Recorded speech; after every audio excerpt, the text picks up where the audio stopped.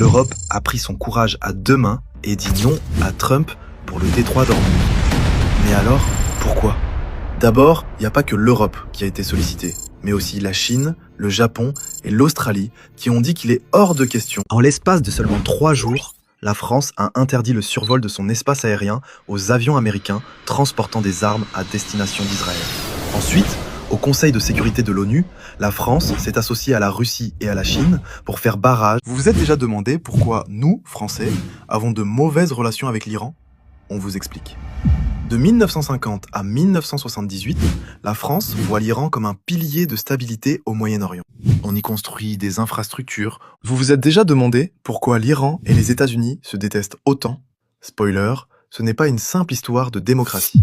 Tout commence dans les années 50. Le premier ministre iranien Mohammad Mossadegh décide de nationaliser le pétrole iranien. Ce qui pourrait être pire que la continuation du blocage du détroit d'Ormuz, c'est la fermeture du détroit de Bab el-Mandeb par l'Iran à travers les Houthis yéménites. Et c'est ce que l'Iran menace de faire si les États-Unis continuent leur blocus.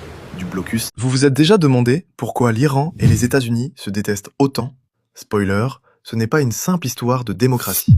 Tout commence dans les années 50. Le premier ministre iranien Mohammad Mossadegh décide de nationaliser le pétrole iranien. Les États-Unis sont le pays avec le plus de bases militaires, avec 800 bases à travers le monde.